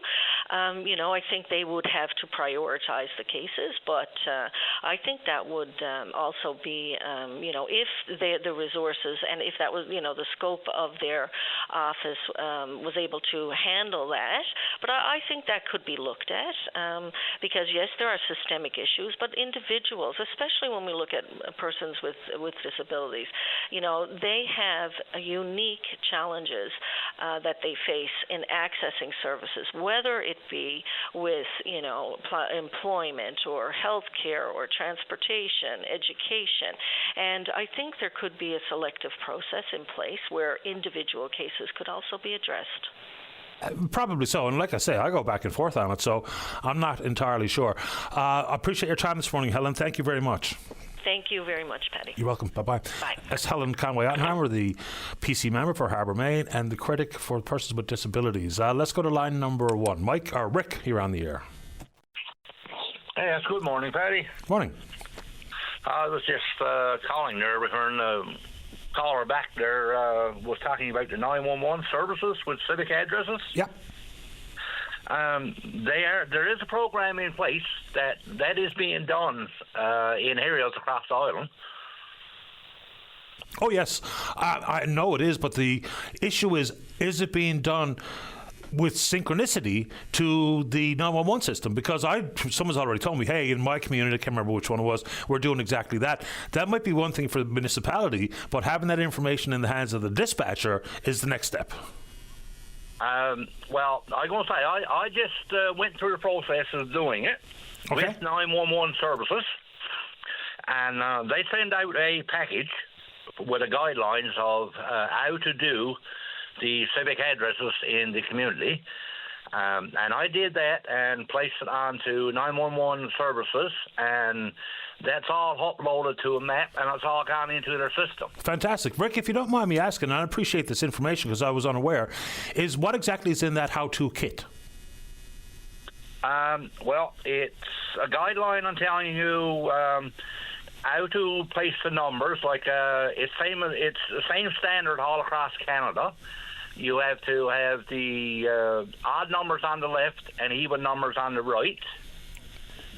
And as like if you were going into a cul-de-sac, you start out with whatever numbers on the end of that street, and then you go A, B, and C, or 1, 2, and 3. The houses are numbered that way. Yep. And like I say, they send out a aerial map of all the properties of the community, and everything has to be put in place. Even if it's a land lot, land lots have to be numbered too. All makes sense to me. And so this kit comes directly from the Emergency Services Branch, 911? Yes, exactly, from 911. Yeah. Terrific. I did have a contact number here while I was looking for it, but I can't find it at the moment. But the girl that I was talking to in there was quite helpful and guidelining me, like I say, guided you right through it. Well, this is exactly the information I was looking for. I didn't know it, but I'm glad you filled me in. Yeah, I just went through the process of doing it. We were trying to put a number place because, like you say, we have problems here with people finding things. Like some people, you could go down the road, there was a number, say, 4 in one place, and the next house was a 30, and then you come to a 20. So it was quite confusing for, like, emergency service for an ambulance driver. If they came to that numbers, like I told people, that 5 minutes where they're looking for your house could meet the difference of your life and death. Yeah, no doubt about it. Do you mind me asking, Rick, what community we're talking about here? This is Grand Beach on the Bjorn Peninsula, and we got no local service district or any council or anything here, right? Well, I'm glad you went through it, and for other communities out there who may need to do the same thing, apparently, according to Rick, the kit is helpful. It's in a direct relationship with the emergency services branch, and so you're off to the races to ensure that your community, your residents, will be served more quickly and efficiently by first responders. So this is great, Rick. I'm really glad you did it. Yes, that's right, exactly. And like I heard the minister say there just now, there's no funding there in place to do it. But everything is not about money with this government. Like, it just takes somebody to do it. Well said. It's political will sometimes. Sometimes I think we kind of let politicians hide behind the money issue as opposed to the political will to do the right thing and to do it right now. Yes, that's right, exactly. Like, I'm sure in a lot of the rural communities, there is someone there that wouldn't mind doing this for, like I say, no cost, just the same as I did. Good on you, Rick. And so if you're a municipal leader listening to Rick and us here this morning, maybe think about doing the exact same things. Make your community safer. It should be a fairly fundamental exercise. And I appreciate your time this morning, Rick. Anything else you want to say about what's going on in your community or anything else on your mind? I do know that 911 is reaching out to other communities around the area and offering them the package and get their civic numbers and that done. Excellent news. Appreciate your time, Rick. Stay in touch. Okay, thank you. Goodbye. Have a good day, baby. You too, sir. Bye-bye. There we go. That's the exact information we needed. Let's take a break. When we come back, we're going to Fogo. Don't go away. Welcome back to the show. Let's go. Dave wants me to go to 6. Pauline, you're on the air. Hello. Hello. Hi. Hi. I just, on our way, we're out from Bellevue today, and on our way out, we picked up a cooler on the Trans-Canada Highway in the middle of the road. Okay. So I just and when we opened it, we were just going to move it, but when we opened it, there was food in it. So I just thought I'd put it out and see, whoever's missing it would be close to us and could come get it. It bounced out of the rig, I suppose. So whereabouts on the highway, Pauline? Sorry? Between Bellevue and Long Harbour. Okay. So obviously someone arrived at their destination and thought, where's the cooler? Pauline has it. Yes. Yes, I do. Okay, do you want to leave your number with Dave? Is that what you'd like to do here? Yeah. Yes, please. Thank you. Yeah. Sounds good. That's good. Thanks for doing it, Pauline. Oh, you're welcome. Take care. Bye-bye. Hopefully they hear it. Yeah, I hope so. And look, if they didn't hear it directly, surely they're after belly aching to other bodies that they lost their cooler on the highway. So someone knows. True enough. Appreciate your time. Okay. Thank you. You're welcome. Bye-bye. Okay, bye-bye. All right, let's keep rolling. Let's go to line number 4. So get more into the Mayor of Fogo. That's Andrew Shea. Mayor Shea, you're on the air. Good morning, sir. How are you feeling? That's kind today. Thank you. How about you? Yeah, not bad. I'm calling about the ferry time. It's this time of the year again. So we have, as you know, we have the Comatech on. She's been on the winter, and she's about to leave now within a week or 2 weeks. And we've been trying to find out from the government what ferry is coming, what boats are coming here for the summer. And I started with Mr. Hutton leaving messages to call back and haven't heard. And now Mr. Elvis Lovelace is the minister, and he hasn't called me. And we're concerned because last year they sent down a boat that took about 20 cars. And we lost millions of dollars in tourism last year in cancellations in restaurants, in live fish being bought on the island, And we're just trying to find out what's happening with the boat. And all they're saying is that when we know, you'll know. That's not good enough. We want to know now what's going on with our ferries before it happens. Yeah, I mean, I would imagine unless there's unforeseen circumstances with, emergency repairs or something, they know today exactly where the boats are going to be, don't they? You would think. They should. You know, like this one goes to Labrador. She's got to be on at a certain time, and she has to leave here to get a bit of repair work done and things like that before she go down on the coast. So, you know, we got hit big time last year, and we're not looking to have that happen to us again this year, because the rumor is that there's more than a rumor that the Legionnaire is not going to come off dock till about the middle of July or middle of June, maybe the 1st July. So, you know, and what I call our veteran, I know that the vessel, our boat we call it, belongs to the province. They can put her where they like, but our vessel, the veteran, is up there in Belle Island now. So we want to know what's happening with those boats. We cannot take another summer like last summer. So all we're asking is just to call and have a chat and tell us what we can expect this summer, because we just can't have that. We had a boat last year that took two tractor trailers, 9 cars for Fogo Island, and 6 cars for James Islands. And you know, like we got a boat on now that takes 120 cars, and you go to that. We can't do that. You know, we're blocked now. Fair enough. So when you say that, you know, you lost millions of dollars, are you just guessing based on people heard, you know, word of mouth and thought that it's not worth the hassle and or the wait time? So where did you come up with that number? I mean, well, you know, by talking to the bed and breakfast owners, we had people cancel for last week's business on end. Wouldn't come to the island because it was too hard to get to the ferry. You'd be in the lineup all day and may not get on the ferry. That's how bad it was last year. So, you know, they just canceled, and the restaurants suffered. Everybody suffered. And then I haven't done up a figure, but we did up some, and it's amazing how much we lost. But, Patty, we got people, you know, like people. This is a big destination to come now, and you can't take away our road. That's what you're doing. You're sending down something to, you know, like we got the mail truck goes on.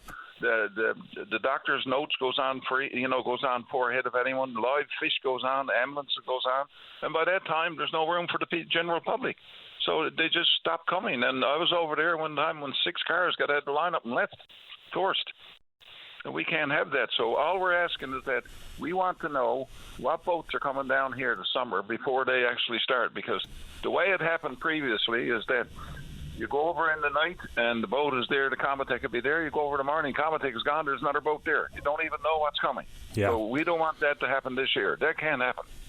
Out of curiosity, do you or the town or anybody track specific numbers of tourists making their way to Fogo right at point of arrival?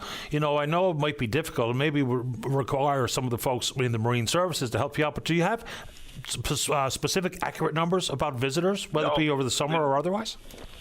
No, I can't tell you right offhand, Patty. We did do a little bit of checking into the bed and breakfast this last year, and the number, I can't remember the numbers offhand, but the number of cancellations was unbelievable. You know, you had people, you got a week's holidays and you're coming here and you can't get to the island. It's 2 days to get on and 2 days to get off. You're not coming. You know, you're not coming here. You're going to say, well, we're not going there. We'll go to Twillingate. We go somewhere else, you know. And that's the way it is. So we can't have that happen. We want the government, like for Mr. Lovelace, I dealt with him before. He was good when he was Minister of Transportation. I got to say that. But he's got to call us and tell us what's going on. Not today it's going to happen. We can't tolerate that. You know what I mean? And you know, like the veteran is up there. The veteran's up there now because the Comatech is too big to go to Belle Island. It's too rough up there, so she comes here. That's why our boat, what I call our boat, I don't mean belongs to us. It belongs to the province. It just referred to as servicing Fogo Island. She's up there because we can't take this one. Now, this one is going to leave, and we got no idea what's coming here. And Legionnaire is off, excuse me, until at least the middle of June or July. So what's going to Belle Island, what's coming to Fogo Island? We need to know that now. We need to see what we can get. We can't have another summer like we had last summer. Understood. I'll see if someone from the department is willing to give us some information about timelines for the communities to know exactly what's going on. And it's interesting that you made the distinction between our boat versus the province owns the boats. I remember the back and forth I used to have with Veronica Brumfield out in St. Brendan's about who owns the boat, and it was all in good fun. But I appreciate your time this morning, Mayor. Anything else before we say goodbye? No, I just wanted to get that in because we don't care what boat it is. We just want the capacity to handle Fogo Island. That's all we need. The capacity, right? Boat capacity. We don't care what boat it is. Understood. Yep. Understood? Yeah, well, I mean, the name on the boat is irrelevant. It's the capacity of the boat that's all it counts. Same thing we were talking. Oh, anyway, I shouldn't sidetrack it. I appreciate the time here, Shay. Keep us in the loop. I'll be calling you again next week. I got another issue too. Sounds good. Thank you. You're welcome. Bye-bye. It's Andrew Shea, the Mayor of Fogo. Let's see here. Let's take a break. When we come back, there's a ton of time left for you. If you're in and around town, 709-273-5211. Elsewhere, toll-free long distance, 1-888-590-VOCM, which is 8626. We're taking a break, and then we're coming back. You're listening to a rebroadcast of VOCM Open Line. Have your say by calling 709-273-5211 or 1-888-590-8626 and listen live weekday mornings at 9 a.m. Welcome back. Let's go to line number 1. Good morning, Alex. You're on the air. Very pleasant morning to yourself and your crew there. Thank you, sir. Same to you. Thank you. I'll try to be brief. I think it's a bit of an odd subject for me to be bringing up at this point in the year. But prior to that, a little tongue-in-cheek here. I'll have to politely reprimand you, Mr. Daly. Okay. Because a little while back, we had the pleasure of a conversation that was had pertaining to politics, and which I assume is of interest to us all. Well, it's of interest to anybody with an IQ over 8.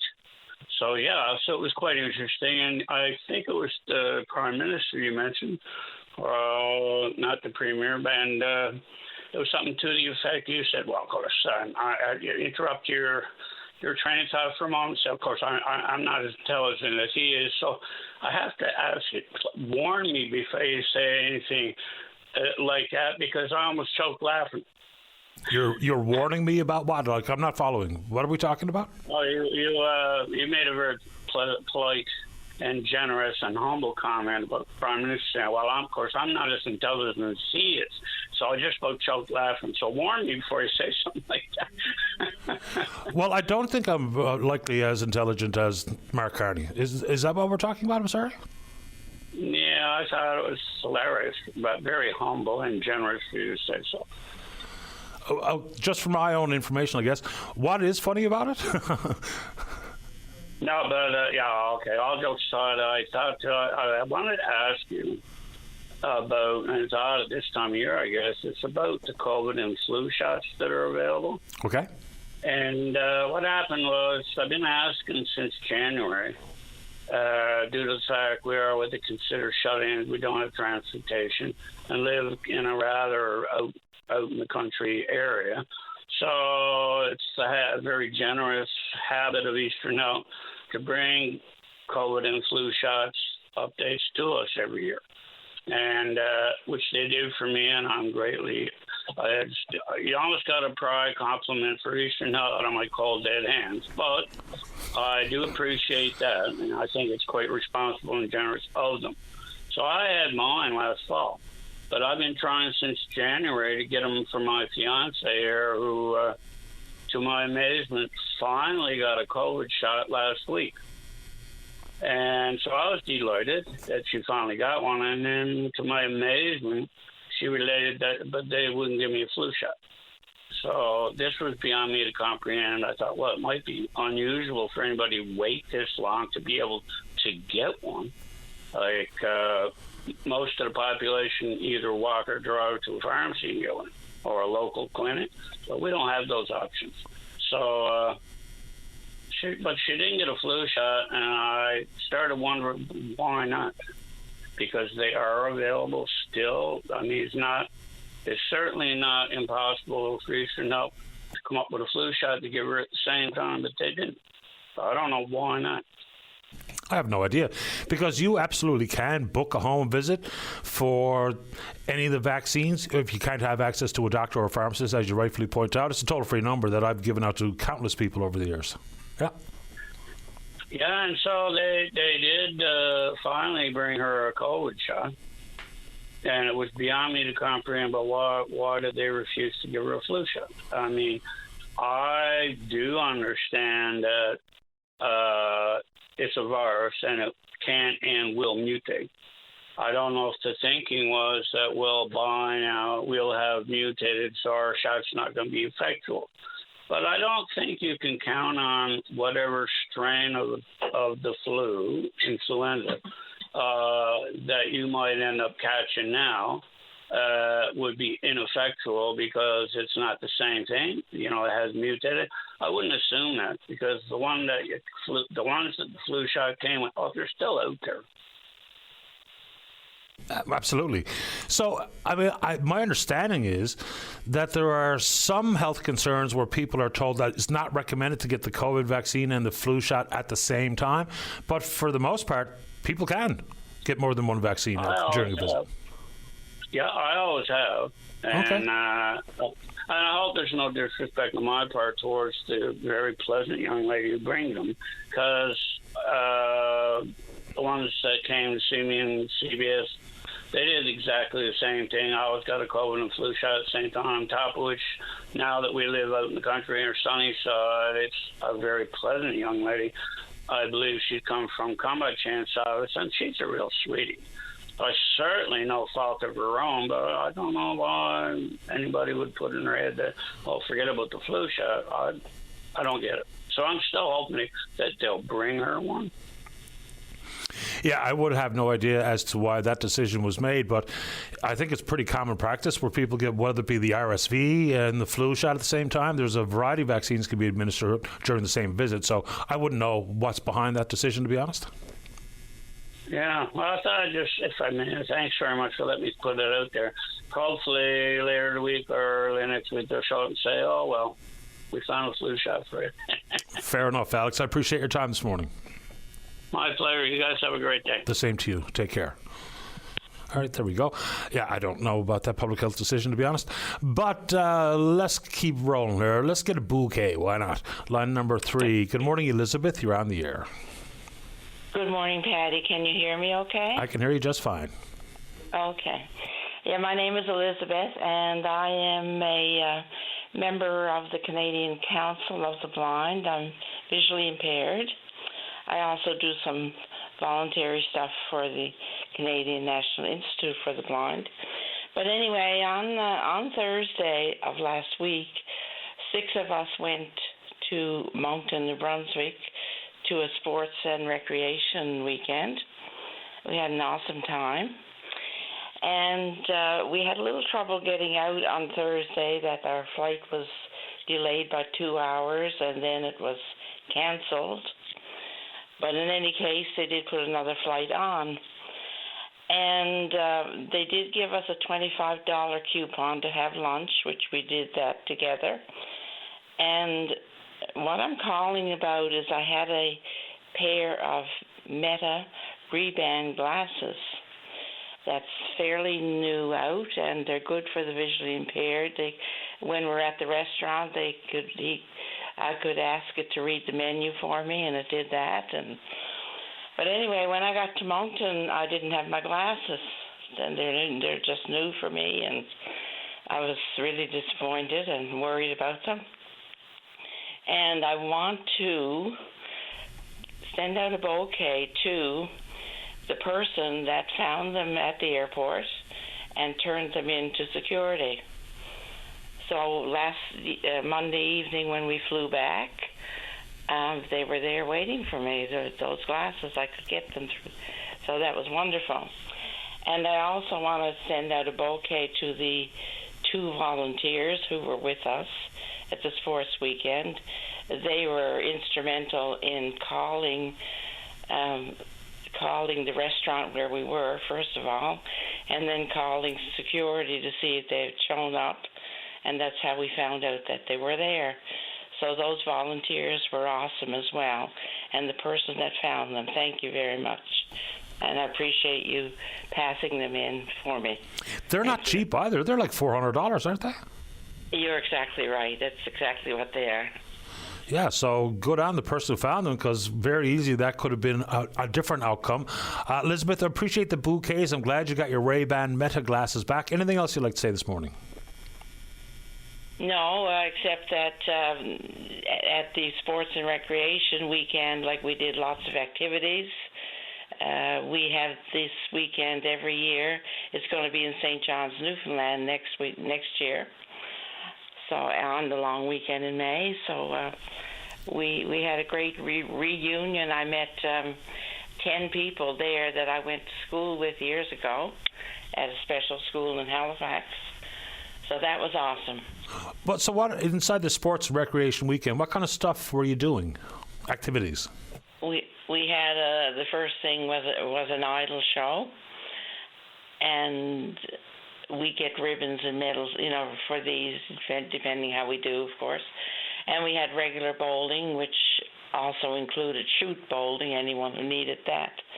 And we had track and field, and we had a dance, which was awesome, and we had table bowling and darts, and we had a cribbage tournament, and we had a banquet to finish everything off with. Sounds fantastic. Elizabeth, I appreciate your time. Thanks for calling. Thank you so much. You're welcome. Bye-bye. Bye-bye. There you go. Good news. Someone passed those glasses in because, they are wicked expensive. Let's take a break. Don't go away. Welcome back to the show. Let's go to line 2. Mike, you're on the air. Good morning, Paddy. Morning. Paddy, the mayor of Fogo is not going to like what I got to say with regards to the ferries. Here are recent developments and that and stuff with information from the crews. The veteran at present has no functional alarm monitoring system or power management systems at present. The engines can't be started or put online from consoles or by auto systems. The engines have to be manually started from local stations and synchronized at switchboards in the engine rooms. A lot of people are not going to understand this, but it's very serious. This is not only time-consuming safety hazard, as you standby that if one goes down or whatever, it automatically starts up. If a blackout were to occur, time to recover will be prohibitive. In fact, present blackout procedure is not possible, and another is not in place, which is a very serious requirement from Transport Canada. Due to the present configuration and operating parameters, the new engines are being used as generators at night. Running these units under light load during braking period is causing increased oil consumption, cylinder wear, and will continue to deteriorate. Now, if you're a marine-minded person, you know that the diesel engine is basically made and works best at the full load, and the braking period is very crucial to a long life of these engines, which they're destroying. The shore power installation is non-operable and should be repaired as soon as possible, since the Harbour said it's too many hours, and the crews have been told not to use it. The manufacturer should have a look at this stuff. The installation on the veteran is well over a year old with rectification of issues. Yet the same system is being installed on a Legionnaire, and this is a downgrade and a safety issue. There is no second opinion or cancellation on these modifications, nor were Transport Canada offer a proposal to allow the Legionnaire to extend till the veteran has been proved out and properly operating. Now the cost to lease 2 private vessels continues, as these 2 state-of-the-art vessels are basically being experimented on at great cost by the contractor, and I don't know how much they receive yet, but the bill is over $5 million and will continue long after the installation. And it could have been done for a couple of $1 million. The ship's ballast system, which was understood and working fine, has a new interface, which is hard to operate it. Can't blow up the areas on the screen so the crews or the captains of them can see the positions of the valves and the pumps while ballasting, and captains find it very difficult compared to the original interface. So all of this stuff is going on by this department. The crews were never ever consulted as regards to these modifications. It's been all done by people in the management level of government that have no marine experience or anything into this field, and are just going by what contractors are telling them and fill them full of bull of what's going on. The engines did not have to be replaced. They could have been rebuilt. they're defrauding the people of millions of dollars, and the users in that, like on Bill Island and Fogo Island, are suffering because of it. Now, more than likely, if the Legionnaire is done, and if you do get a run, well, then the veteran has got to come back in, so you still have one out of service, and then the veteran has got to be done to meet the power managed systems requirements and everything else. So the cruise estimate of the Legionnaire being done is more like September than what the mayor of Fogo stated, I think June. They're a very large, serious issue.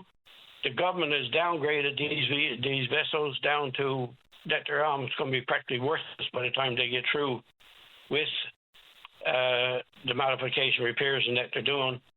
And we're out millions of dollars. There's people there with the power to spend millions of dollars that they don't have the expertise or the knowledge or anything else to be able to handle such expenditures. The minister has been notified. He was notified before when he was minister. Fred Hutton has been notified. They did get rid of one person there, but his legacy continues because the people that were there were hired on by him. And by rights, this whole management team in Confederation Building should not be running ferries. They don't have the marine experience to do it, and they're just completely destroying the new vessels. And like the other day now, a little while ago, they had the contractor down to hook up the shore power in the vessel. They hooked it up and reversed the phasing of the motor so that backwards. They burnt up pumps, the sewage pump, hydraulic pumps, and everything else, and then they get paid to repair the stuff. Like, what's going on in this Marine Department is a total waste of money, and we're all paying the price, every Newfoundlander, not just the ferry users and the people on the islands and that, whatever. And the minister has got to take a serious look at. He's taking advice from these people that are the culprits in all of this. They're the ones that are causing all this. And these are the people to listen to, and he will not listen to the professionals on board the vessels who are the engineers, the captains, and the crews. So until the minister is ready to accept the fact that Wasnier is useless in the management, we're going to be stuck with all this money going out the door for nothing. Hates to hear it. I do read all your emails, Mike. I don't always reply because they're not always just to me, but I do appreciate the information. And I just can't for the life of me wrap my mind around why, if what you say is true, and I've got no reason to believe it's not, then how that continues to be the reality inside that department is absolutely mind-boggling. I mean, there's a political victory here. If a politician, the minister responsible, says, we've identified some wastes of money and we've corrected it and here's a new pathway, then, I mean, that person would get applauded wide and loud. And I just don't know what's going on, but I do always appreciate you making time for the program. Anything else you'd like to say this morning, Mike, before I go to the news? I'd like to say this now. I've been on board the vessels for 10 years. And all of this information that I'm getting comes directly from the crews of the vessels, not from anybody into the management positions. The crews, the management, and the people on board the ferries are worried about the safety of the crews, the passengers, them, and the safety of the vessels. But it's not being heard because if they open their mouths to the government, or the government finds out who's telling me or whatever, they've been warned not to discuss any of this outside of the vessels to their families or anybody. So they're running with an iron fist by a bunch of people that are unscrupulous, and I don't know what you might call them, despicable people that have the power there, and the only one that can overrule them is the minister. But the minister is listening to his executive assistants and all these people that are there that they don't have the marine experience to do it. The marine work is a total different thing. Like, they got an electrician there, I'm not sure if he's industrial or residential, in charge, and put him in charge of a multi-million-dollar budget to run a ferries when I don't know if he was ever on one. When you're putting these kind of people there in charge, and the biggest thing come from this was when they started out Lewisport. They put 40 people there without any marine experience. There was nowhere for to get 40 people with marine experience. And it continued. And now what you got all these people helping one another to keep their jobs because you don't know what they're doing. Right from the buyers to the accountants to the everybody, the directors, the deputy assistants. And we've got a horrible situation here into this management. And how do you correct it when the people that you got to go through are at the top? That are the ones at fault. So the only one who can do anything about it is the minister. As usual. I appreciate the time. I've got to get to the news, Mike, but thanks a lot. Thank you. You're welcome. Bye-bye. All right, let's get that news break in. When we come back, Gerald's in the queue to talk about DFO. Don't go away. The Tim Powers Show. Join the conversation weekday afternoons at 4 p.m. on your VOCM. Welcome back. Let's go to line number 1. Good morning, Gerald. You're on the air. Good morning, Paddy. Welcome to the show. Yes, sir. What's on your mind? Here's a follow-up to Barry Fordham's call yesterday on the DFO. Okay.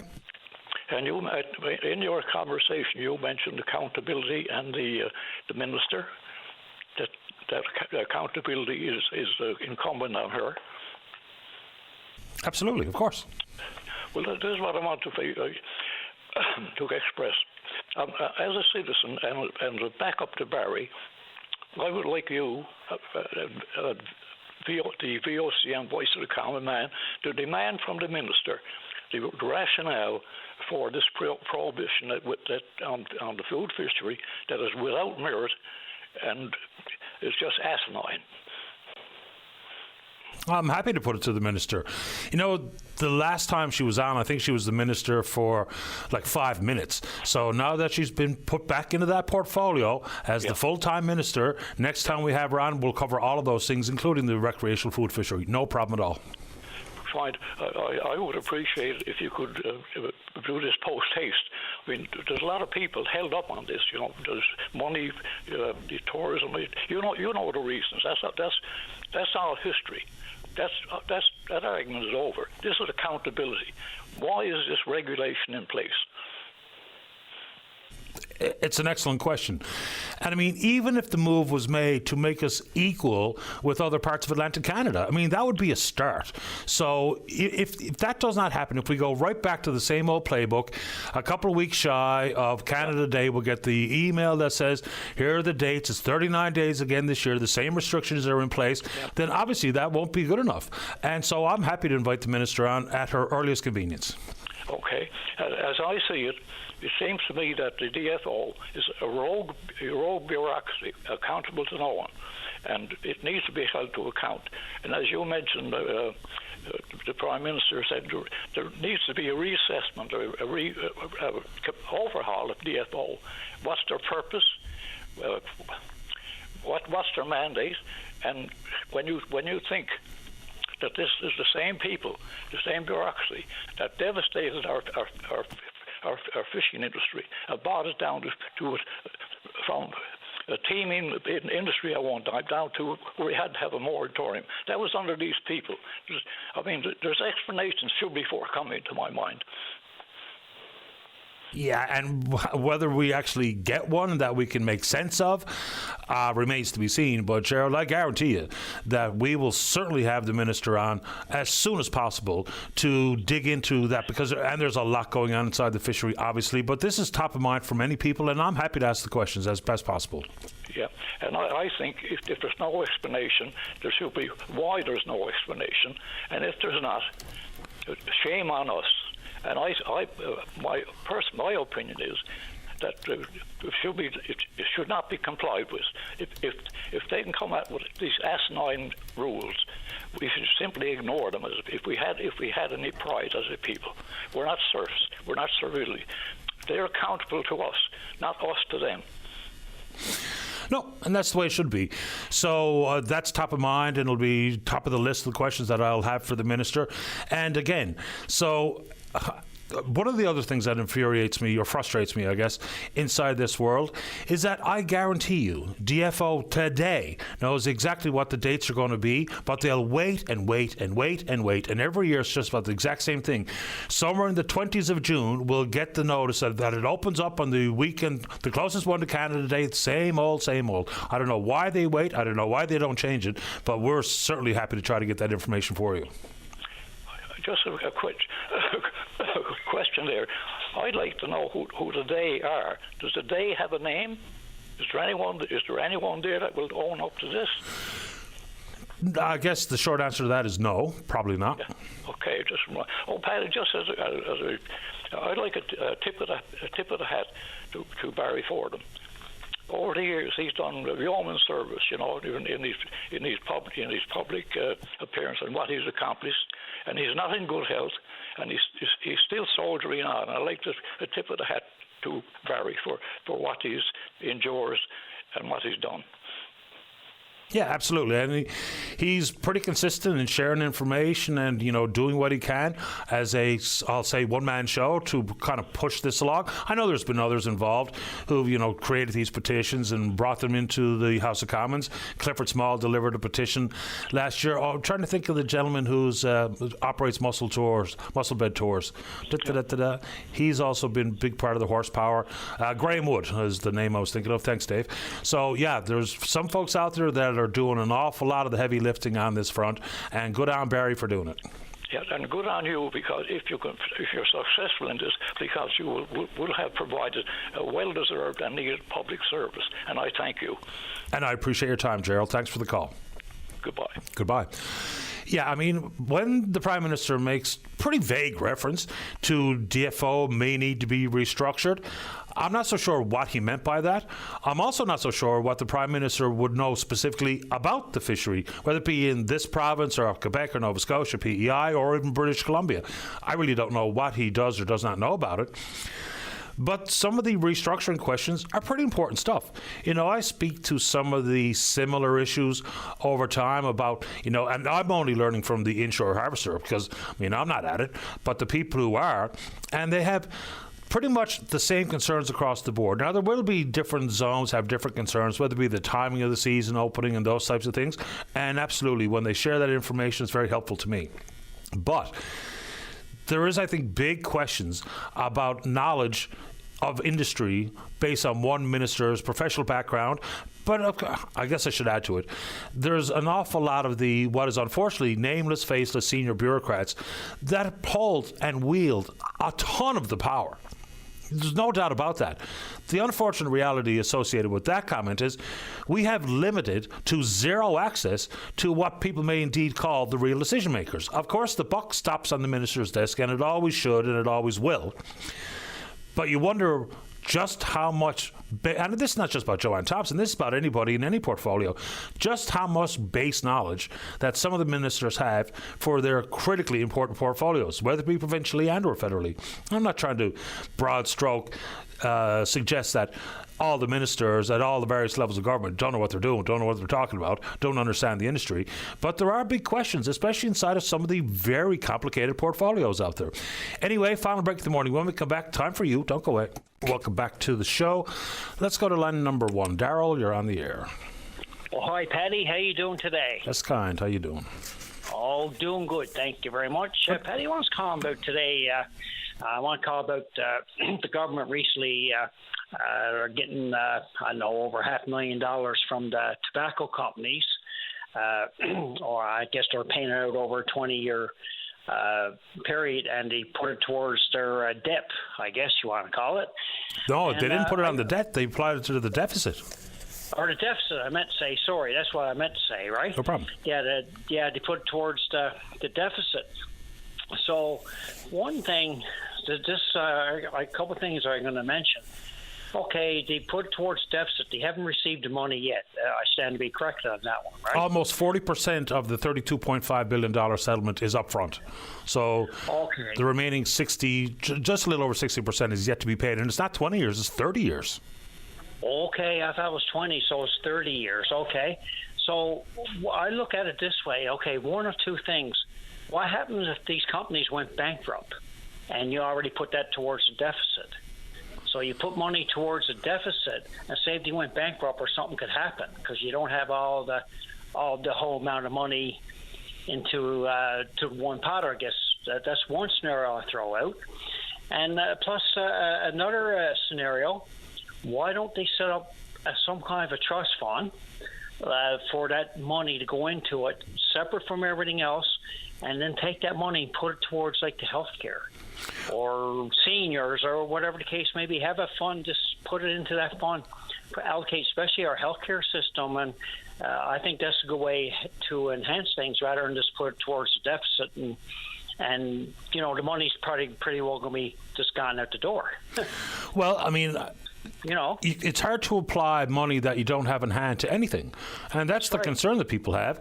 Is that like in other provinces, the auditor generals are being consulted, you know, to give approvals for the accounting practice. Now, technically, they can do this, but there's a lot of ifs there that you rightfully point out. What happens if the big three tobacco companies aren't here 20 years from now?